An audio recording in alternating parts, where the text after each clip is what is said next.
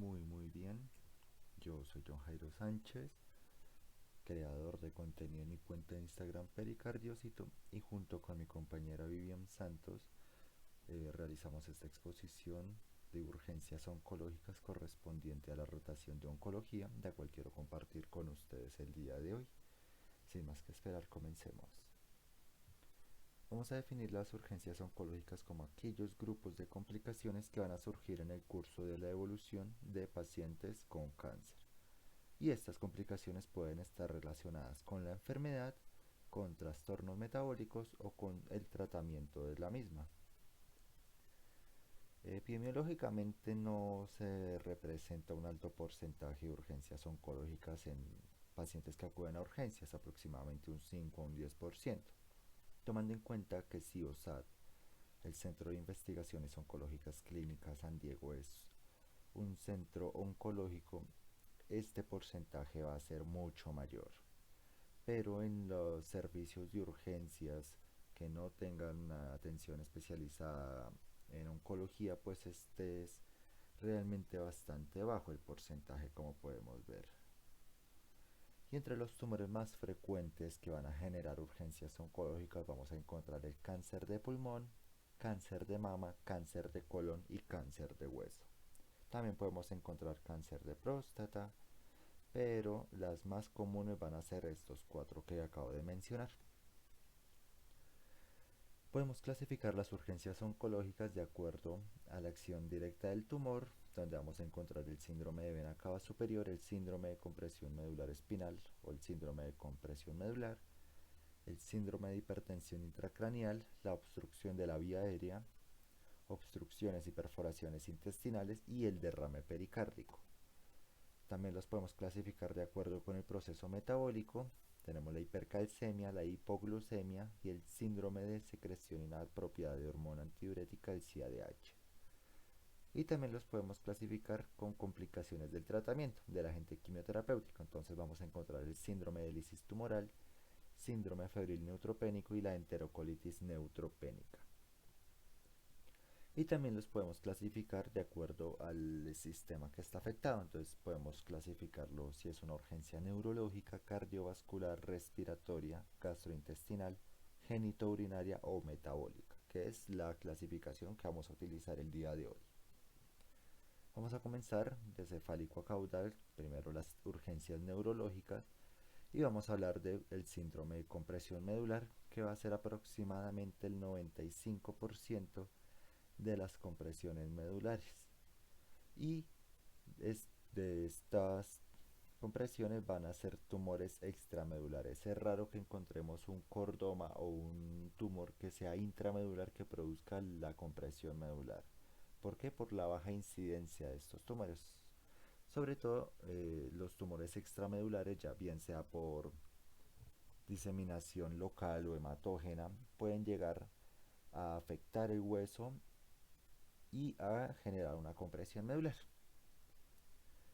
Los tumores que van a provenir del hueso o que van a presentar metástasis a hueso pueden provocar compresión medular, como el cáncer de mama, el cáncer de próstata y el cáncer de pulmón también. Como dice aquí abajo, entonces los tumores que más frecuentemente pueden provocar compresión medular son los tumores de pulmón, mama, los tumores primarios desconocidos, los linfomas, los mielomas, o sea, los tumores líquidos, los sarcomas, los tumores de próstata y de riñón. La compresión medular es una complicación frecuente de las neoplasias porque se generan unas metástasis en la columna vertebral que van a ocasionar dolor y, si no se trata de manera oportuna y rápida, una pérdida irreversible de la función neurológica, afectando a la zona torácica en un 65%, la zona lumbosacral en un 25% y a la columna cervical en un 10%. Los pacientes con deterioro neurológico secundario a una compresión medular van a presentar claramente una reducción importante de la calidad de vida y una supervivencia global significativamente acortada. Entonces, el ciclo de manifestaciones clínicas va a ser primero el dolor, que va a ser de inicio insidioso, de unas semanas a meses, que después va a estar acompañado de parestesias y dependiendo el nivel medular afectado también puede generar incontinencia de los esfínteres. Seguido a esto va a generar parálisis y ya en un estadio mucho más avanzado puede generar coma. En el 90% de los casos uno de los principales síntomas es el dolor, que va a ser como les mencionaba inicio insidioso y ya se puede asociar a debilidad, las alteraciones de la sensibilidad y pues incontinencia de los esfínteres. ¿Cómo lo vamos a diagnosticar?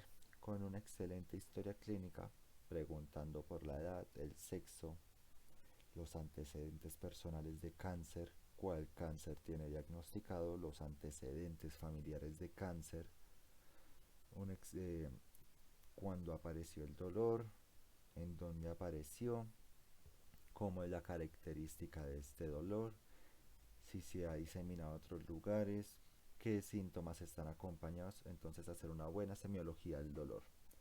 Además, un buen examen físico neurológico y la resonancia magnética es el examen de elección porque nos permite ver las lesiones tumorales por más pequeñas que puedan ser, como tenemos en la imagen de la derecha. El tratamiento inicial va a ser la dexametasona, una dosis de carga de 10 miligramos seguido de 4 miligramos cada 6 horas, radioterapia y valoramos la necesidad de cirugía. El tratamiento de esta complicación debe ser rápido y debe ser oportuno para evitar todas las complicaciones que acabo de mencionar. Siguiendo vamos a hablar de las metástasis cerebrales, que van a ser las complicaciones neurológicas más frecuentes en el paciente oncológico. Y pues esta frecuencia va a depender del sitio de tumor primario y pues la histología de este. Va a producir un efecto de masa, o sea, una lesión ocupante de espacio con edema significativo, o sea que nos puede llegar a producir una hipertensión intracraneal. Los signos y síntomas que van a caracterizar una metástasis cerebral va a ser la cefalea en la mitad de los casos, que va a iniciar por las mañanas y va a ir disminuyendo a lo largo del día. ¿Por qué? Porque por la mañana hay un aumento de la presión intracraneal debido a la posición de sedestación. También se va a presentar alteraciones del estado de conciencia en un tercio de los pacientes y los síntomas clásicos de presión intracraneal, vómitos, sensación de mareo. Y pues en unos casos no tan común puede llegar a desencadenar convulsiones. Los vamos a diagnosticar igualmente con una buena historia clínica, una buena exploración física. La resonancia magnética vuelve a hacer el examen de elección porque nos permite evidenciar lesiones de hasta menos de 1 centímetro. Si no tenemos disponible la resonancia magnética, podemos también utilizar la tomografía axial computarizada. Y podemos realizar una punción lumbar cuando sospechemos de un tumor meningio y cuando no hayan signos de presión intracraneal, porque si llegamos a hacer una punción lumbar con aumento de la presión intracraneal podemos generar una herniación cerebral. El tratamiento igualmente para disminuir la inflamación, dexametasona 16 miligramos día, y si la presión intracraneal está muy elevada y está generando un deterioro rápido del paciente, podemos utilizar manitol o glicerol. Si es una lesión única, si es un paciente en buen estado general y si el sitio de la lesión es accesible, se puede hacer cirugía seguida de radioterapia, y si son metástasis múltiples, debemos hacer simplemente radioterapia dirigida a cráneo total y tener en cuenta las medidas generales, o sea, levantar la cabecera de la cama a 30 grados, restricción de líquidos. Muy bien.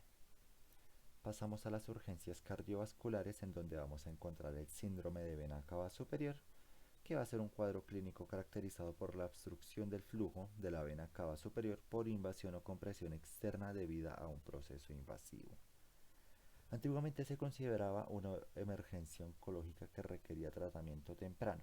¿Por qué? Porque puede llegar a generar un shock hemodinámico. Sin embargo, las primeras manifestaciones clínicas son como las que tenemos en la izquierda, que va a ser edema facial o edema en extremidades, disnea, y pues ya cuando es muy avanzado podemos llegar a la imagen de la derecha, que ya el paciente puede caer en paro cardiorrespiratorio, pero no es tan usual, por eso es que ya no se considera una emergencia oncológica.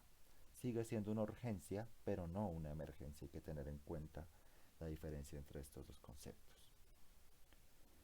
Los signos y síntomas va a ser la disnea, el edema facial, la cefalea por aumento de la presión intracraneal, tos y dolor torácico. Y tenemos una tríada que vamos a encontrar siempre que veamos a un paciente con síndrome de vena cava superior, que va a ser el edema en esclavina, o sea, el edema en cara, cuello y porción superior del tórax, la cianosis y una circulación colateral, que es lo que tenemos en esta imagen.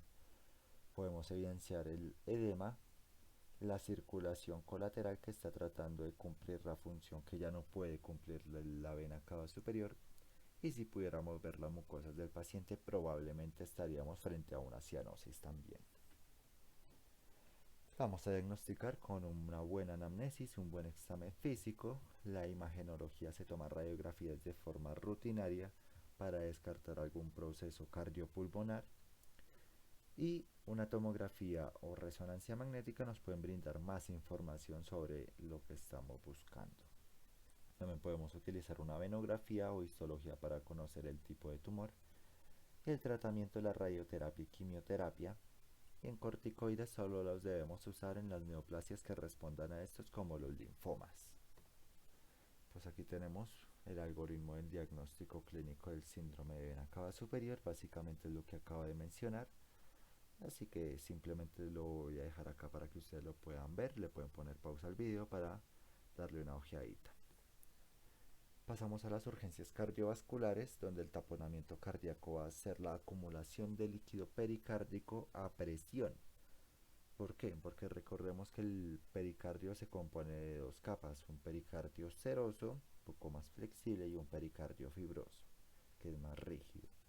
¿Qué pasa? Que cuando se acumula líquido pericárdico, este pericardio fibroso no permite que este pericardio se hinche como un globo, saliendo el agua y no haciendo tanta presión, sino que es más rígido y va a contener todo ese líquido a presión, como dice acá, colapsando la estructura cardíaca, de manera que se va a producir una dificultad en el llenado diastólico del corazón y un descenso del gasto cardíaco, pues con el consiguiente compromiso hemodinámico. Y pues las neoplasias torácicas malignas son las causas más frecuentes de derrame pericárdico maligno y de taponamiento por contigüidad.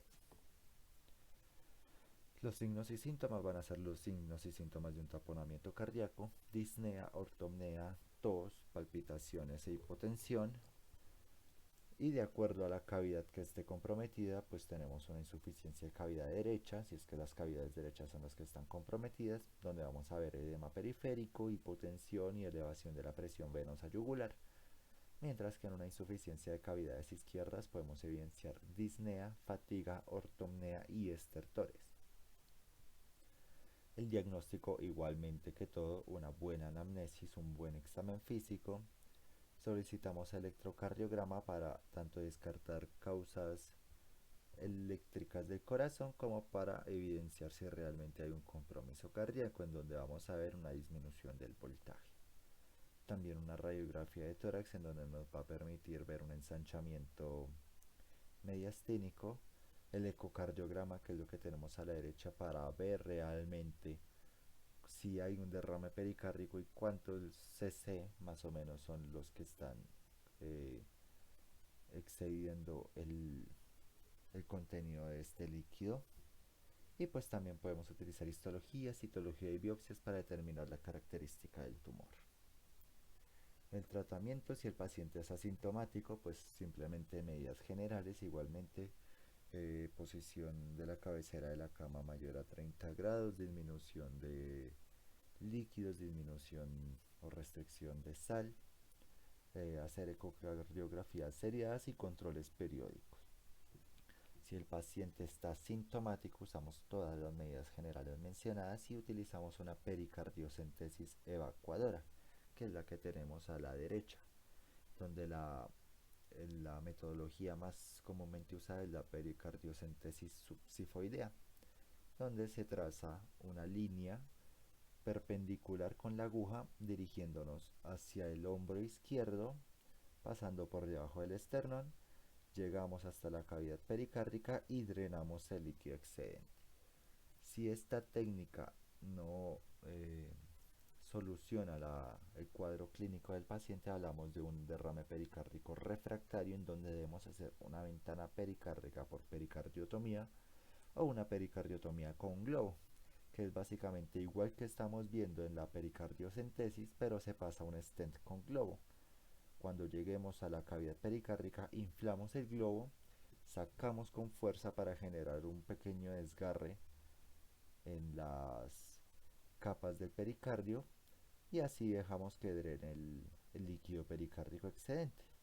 Y pues igualmente debemos hacer un tratamiento antitumoral para tratar el tumor. Ahora pasamos a las urgencias respiratorias, en donde vamos a hablar de la obstrucción de las vías respiratorias, donde la insuficiencia respiratoria secundaria a una obstrucción de la vía aérea es una urgencia que se puede presentar tanto en patologías benignas como malignas. ¿Qué quiere decir? Que un tumor no tiene que ser maligno para que pueda comprimir la vía aérea. Y cuando la obstrucción de la vía aérea está condicionada por una neoplasia, el pronóstico a corto plazo va a ser malo. La obstrucción de la vía aérea está presente cuando hay estenosis de la luz traqueal menor a 15 milímetros. La luz de la tráquea tiene aproximadamente 20 milímetros. Inclusive pacientes con una estenosis de 10 milímetros no pueden llegar a tener síntomas, pueden ser totalmente asintomáticos. Cuando se estenosa la luz más allá de 10 milímetros, o sea que sea la luz traqueal que de menor a 10 milímetros, ahí se van a empezar a presentar los problemas, los signos de insuficiencia respiratoria. Entonces, ¿cuáles van a ser estos signos? La disnea, la ortopnea, la taquipnea, la cianosis, la disfonía, si es que hay un compromiso de los nervios laringeos, y alteraciones en la gasometría si ya tenemos un cuadro de acidosis. El diagnóstico va a ser anamnesis y exploración física y las imágenes tanto yo. Podemos en la exploración física observar tumores de las tonsilas o de las amígdalas que no van a ser malignos pero que igualmente van a estar comprometiendo la vía respiratoria, o como tenemos en la imagen de abajo en la tomografía, que es un tumor de tiroides que ya está comprimiendo la vía aérea. El tratamiento va a ser la resección quirúrgica en la medida de lo posible, intubación orotraqueal si es necesario, o si el paciente requiere una intubación por más de 2 semanas se prefiere la traqueostomía, y cuidados paliativos si el cuadro no se puede solventar, como hacer la sedación, asegurar la vía aérea y los corticoides para disminuir la inflamación. Las urgencias digestivas, vamos a tener los vómitos inducidos por quimioterapéuticos, la diarrea, la enterocolitis neutropénica y la obstrucción intestinal. Los vómitos inducidos por quimioterapéuticos los podemos dividir en agudos, cuando se van a presentar en las primeras 24 horas de haberse administrado la quimioterapia; diferidos cuando se manifiestan después de 24 horas de haberse administrado el quimioterapéutico; anticipatorios cuando no se ha administrado el fármaco pero aún así se presentan vómitos; y los crónicos cuando estos vómitos ocurren en pacientes con cánceres avanzados y la etología no está aclarada. El riesgo de MESI los podemos clasificar de acuerdo al fármaco utilizado y la dosis.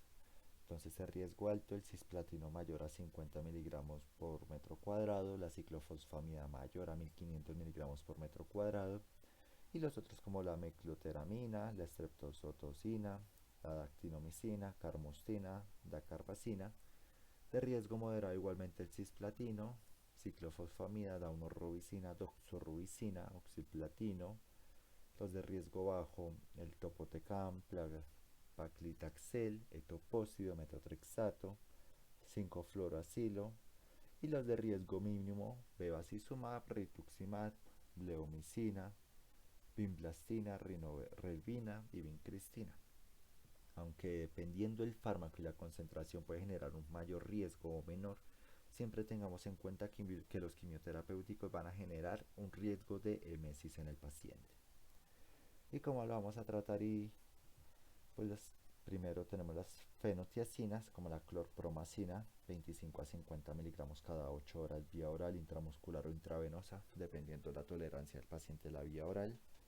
Las benzaminas como la metoclopramida, bastante usada, 10 miligramos cada 8 horas o 0.5 miligramos por kilogramo día. El haloperidol también es útil en estos casos, 5 miligramos cada 6 horas vía oral o subcutánea. Los antagonistas de los receptores 5-HT3 como el ondansetron, que también es bastante utilizado, 8 miligramos cada 12 horas vía intravenosa.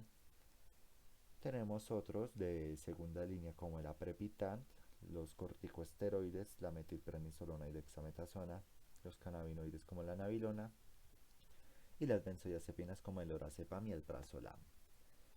De acuerdo a las categorías del riesgo emético podemos combinar los fármacos. Entonces en los pacientes con riesgo alto podemos utilizar tres fármacos, o sea, ondansetron, dexametasona y aprepitant. Los de riesgo moderado, así reciban ciclofosfamida, se recomienda igualmente tres fármacos.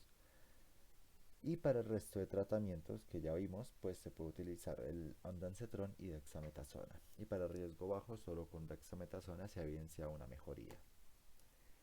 La diarrea es uno de los efectos secundarios más frecuentes inducido por el tratamiento con quimioterapéuticos. Se puede relacionar con el cáncer directamente como un tumor carcinoide, cáncer de colon, linfoma, carcinoma medular de tiroides, cáncer pancreático y feocromocitoma, relacionado con la quimioterapia, con el cisplatino, ciclofosfamida y el ciclofluoroacilo, y relacionado con la radioterapia, como la radiación de abdomen, pélvica o lumbar. El tratamiento de la diarrea se puede utilizar loperamida 4 miligramos vía oral en primera dosis, 2 miligramos tras cada deposición diarreica. También el racecatodrilo, 100 miligramos cada 8 horas vía oral, y el octreotride de 100 a 150 microgramos subcutáneo o intravenoso cada 8 horas. ¿Cómo vamos a detectar una diarrea inducida por tanto por el cáncer o por el quimioterapéutico? Pues hacer las preguntas como el comienzo, duración, número de posiciones, características, si hay presencia además de fiebre, de dolor abdominal o de calambres, y si ha tenido algunos tratamientos previos. Y podemos clasificar la diarrea en grado 1 o 2. La diarrea grado 1 sería de 4 a 6 deposiciones diarreicas, grado 2 de 6 a 7, y en estos casos utilizamos dieta astringente, hidratación oral y loperamida. Mientras que si tiene diarrea 3 o 4, o sea, diarrea 3, más de 7 deposiciones y 4 que además de las deposiciones ya tenga signos de deshidratación, como calambres, fiebre, neutropenia, pues utilizamos, pues primero debemos ingresar al paciente para reposición de líquidos y continuar con el tratamiento de la diarrea. La obstrucción intestinal va a ser causada por las neoplasias de manera importante y puede verse tanto a compresión extrínseca de la luz abdominal por tumores de gran tamaño, tanto como por implantes metastásicos, por bridas, por fármacos, por trastornos hidroelectrolíticos, etc.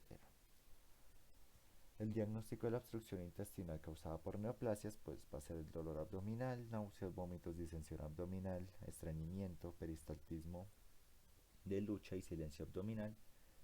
Y en las radiografías debemos evidenciar distensión de asas intestinales y ausencia de gas distal, junto con niveles hidroaéreos. Y pues debemos hacer un tacto rectal para descartar la presencia de una tumoración rectal.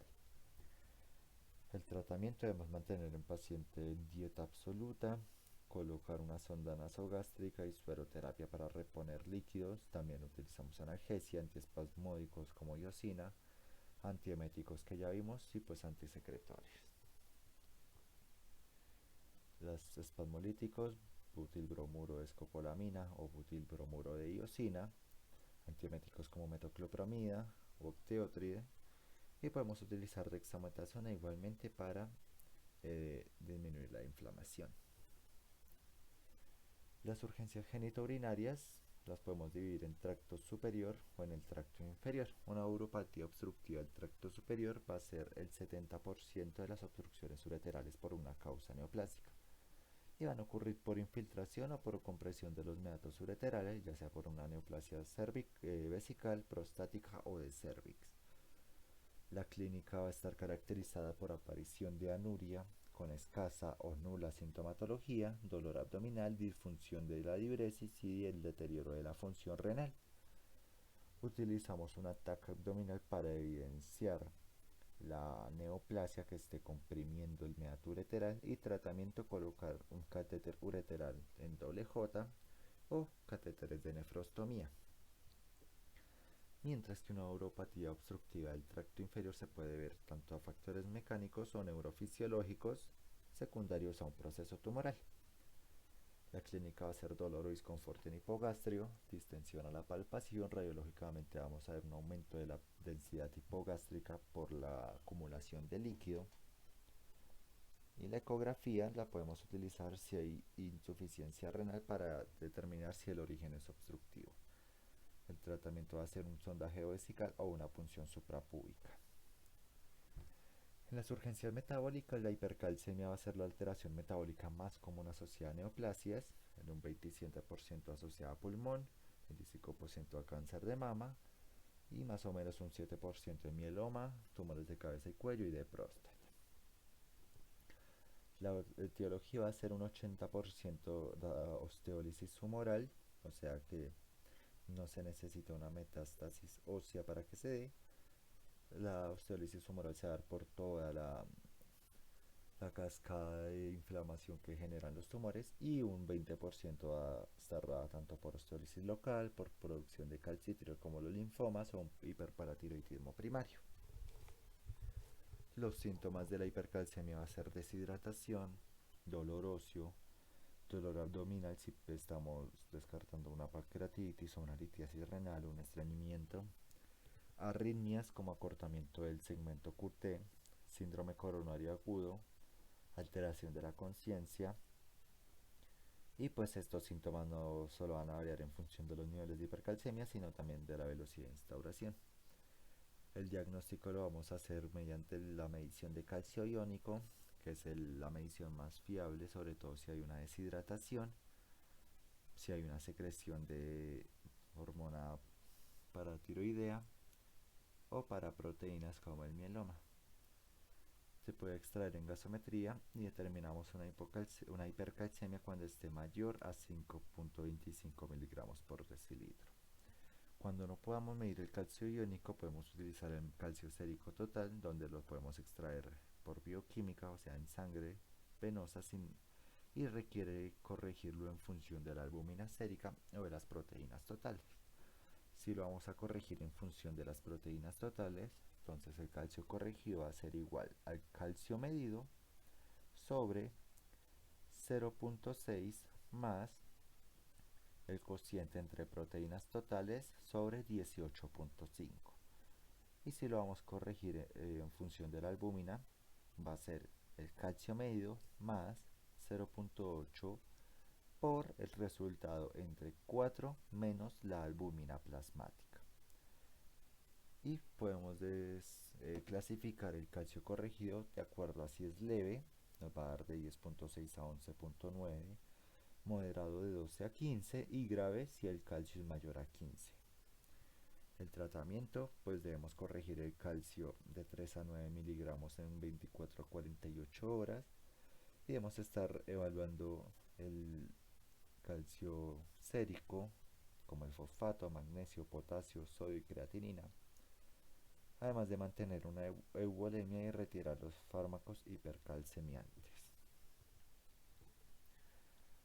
Acabando las urgencias sistémicas, vamos a tratar dos urgencias que son bastante comunes y que pues no se pudieron clasificar en ninguno de los sistemas, ya que son complicaciones sistémicas realmente. La neutropenia febril se va a determinar cuando haya un recuento absoluto de neutrófilos menor de 500 por milímetro cúbico o menor de 1000 y esperamos que se prevea el descenso en los siguientes 2 días, asociado a una temperatura corporal mayor de 38.3 grados en una medición o mayor a 38 grados mantenida por una hora o en dos ocasiones separadas por más de 6 horas. Sin embargo, cuando estamos en el servicio de urgencia no podemos esperar 6 horas para volverle a tomar la temperatura al paciente, sino simplemente vemos que haya una neutropenia y además el paciente esté febril, pues lo vamos a ingresar y lo vamos a estar sospechando de una neutropenia febril si el paciente tiene antecedentes oncológicos. La neutropenia febril va a ocurrir 85% por infecciones bacterianas, en donde el 60% de estas van a estar dadas por gram positivos como Streptococcus alfa hemolítico, Staphylococcus aureus y Epidermides. En un 30% los gram negativos, como la Escherichia coli, Klebsiella pneumoniae y Pseudomonas aeruginosa, y el resto en anaerobios como Bacteroides fragilis y Clostridium. También debemos tener en cuenta otros gérmenes como las micobacterias, los hongos de la especie Candida o Aspergillus y los virus, aunque son menos frecuentes. Entonces lo vamos a diagnosticar mediante los signos y síntomas que aunque pueden que no estén presentes en todos los casos. Y recordar que la neutropenia febril siempre se debe descartar en cualquier paciente oncológico con fiebre que se encuentre en situación de riesgo por el tratamiento recibido y el tiempo transcurrido. O sea, que tenemos un máximo riesgo de que el paciente presente una neutropenia febril entre el día 7 y 21 de recibir su tratamiento quimioterapéutico. Los exámenes que vamos a pedir, pues la historia clínica y una buena anamnesis dirigida a identificar un foco infeccioso, una buena exploración física y completa. Solicitamos hemograma, recuento y fórmula leucocitaria, una bioquímica básica, radiografías de tórax y tomas de muestra para cultivo. Cuando tengamos esto podemos estratificar el riesgo con criterios de bajo riesgo cuando los neutrófilos sean mayores a 100, cuando la radiografía de tórax esté normal, cuando tengamos funciones renales y hepáticas normales, una duración de la neutropenia menor a 7 días, neoplasias que ya estén en remisión, que estemos en ausencia de signos de sepsis o de cambios neurológicos, que no hayan comorbilidades, que no hayan otras causas de inmunosupresión y que el paciente se encontrara ambulatorio en el momento de iniciarse la fiebre. Por otra parte, los criterios de alto riesgo va a ser una neutropenia profunda, o sea, menor a 100, que sea mayor de una semana esta neutropenia, que el paciente haya estado hospitalizado en el momento de que se haya iniciado la fiebre y la neutropenia, que la neoplasia esté en progresión, además que el paciente tenga comorbilidades, un ECOG mayor a 2, una edad mayor a 65 años y o infección del catéter. Con esto podemos estratificar los riesgos con el score MASC, en donde nos tiene unos ítems como la severidad de la enfermedad, ausencia de hipotensión, ausencia de enfermedad pulmonar obstructiva crónica, tumores sólidos o neoplasias hematológicas sin infecciones fúngicas, que no haya deshidratación, que sea un paciente ambulatorio y que sea menor a 60 años. Cuando este score nos dé menor a 21, el paciente tiene un bajo riesgo de complicación y mortalidad. El tratamiento pues depende de la gravedad y de la mortalidad. Debemos iniciar un tratamiento antibiótico de amplio espectro, aún sin conocer el agente causal. Primero tomamos las muestras, los cultivos, y después arrancamos el antibiótico de amplio espectro, junto con un tratamiento de soporte, tratamiento de la neutropenia y un tratamiento antimicrobiano. El tratamiento con profilaxis se puede usar con fluoroquinononas como ciprofloxacino 500 cada 12 horas vía oral o ofloxacino 300 miligramos cada 12 horas vía oral. Un tratamiento ambulatorio en pacientes de bajo riesgo podemos utilizar amoxicilina ácido clavulánico 875 miligramos 125 miligramos cada 8 horas más ciprofloxacino 750 cada 12 horas vía oral. Si el paciente es alérgico a penicilina, podemos utilizar la clindamicina 300 miligramos cada 6 horas más el ciprofloxacino. Cuando arranquemos el tratamiento empírico, debemos utilizar una terapia combinada con una carboxiureidopinacilina como la piperacilina, la ticarcilina o la piperacilina tazobactam, junto con cefalosporinas de tercera generación como la ceftazidima, la cefotaxima o la ceftriaxona, y además un aminoglucósido como la gentamicina, la tobramicina o la amicacina. Y si pensamos en un estafilococcus aureus resistente a meticilina, la vancomicina también es de buena opción.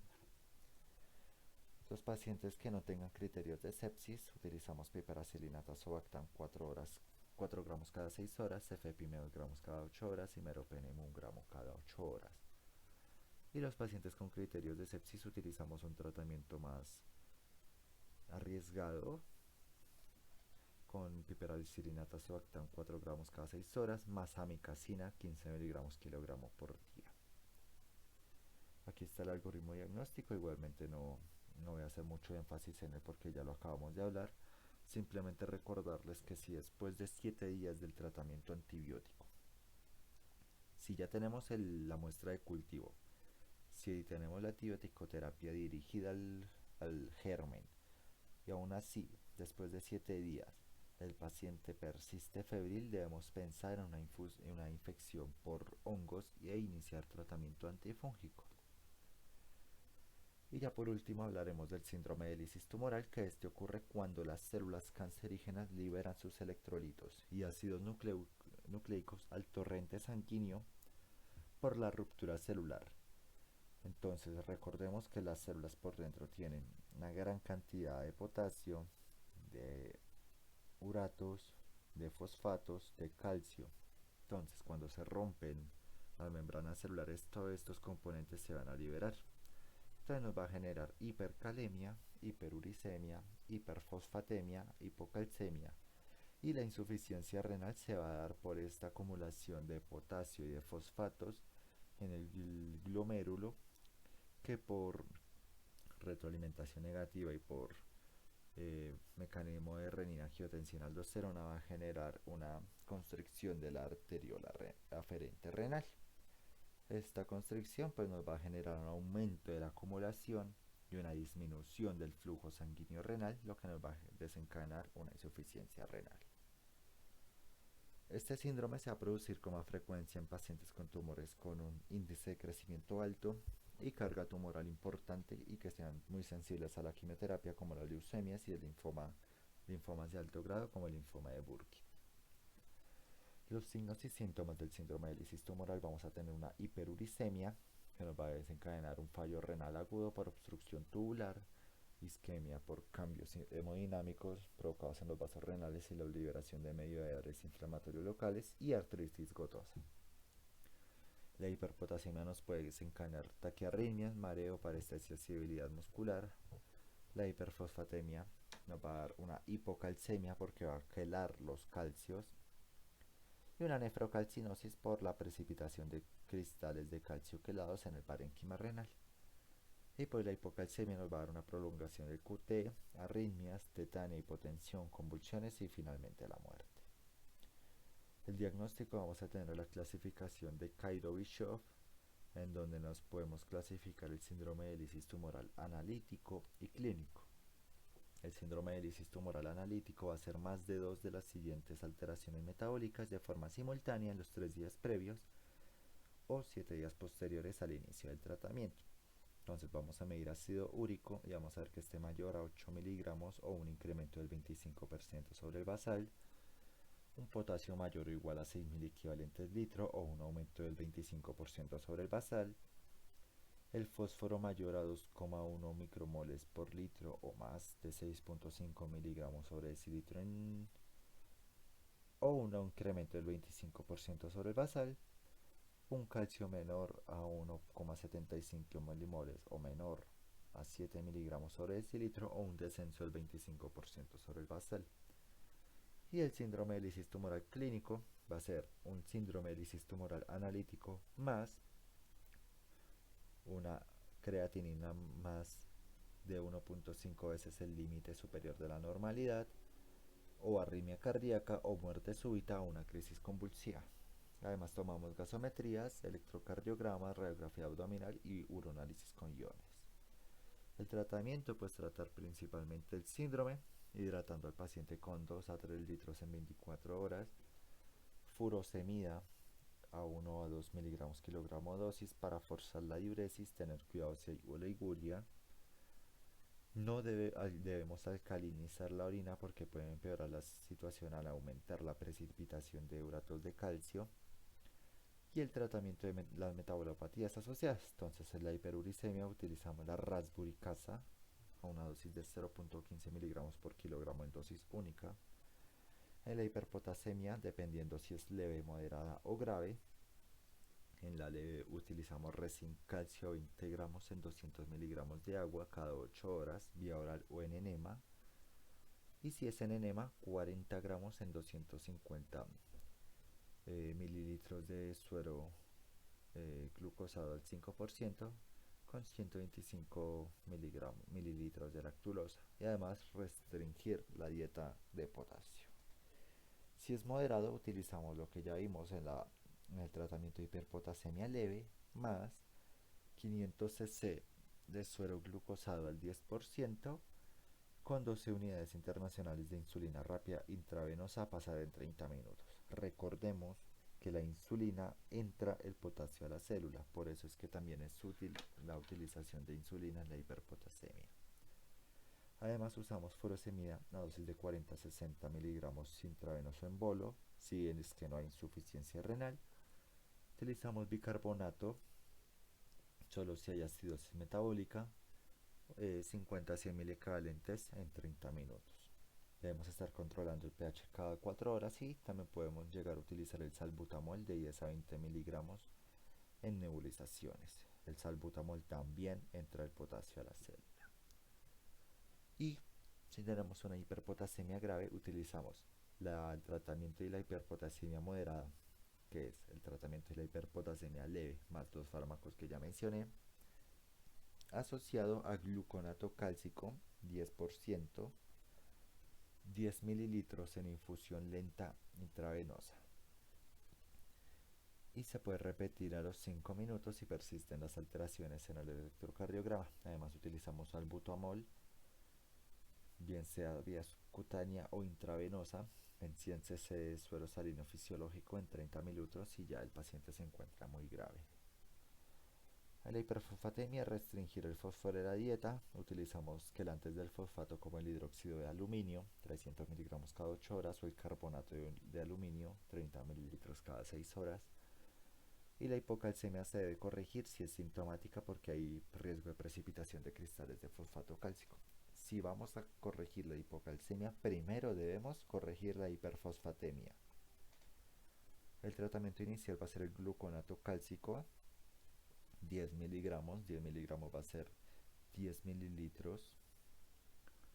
Y en 10 mililitros vamos a tener 90 miligramos de calcio.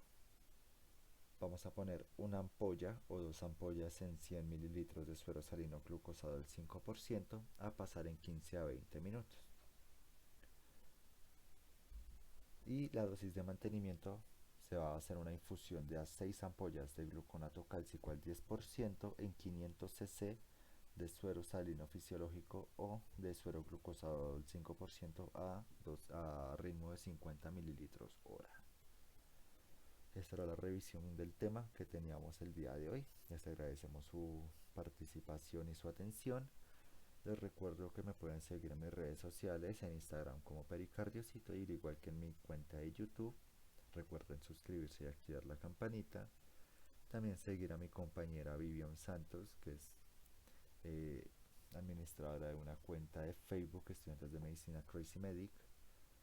Y recuerden que si quieren las diapositivas de esta presentación, deben ir a mi último post en mi página de Instagram, darle like, guardarlo y etiquetar a 2 amigos. Eso es todo. Muchísimas gracias.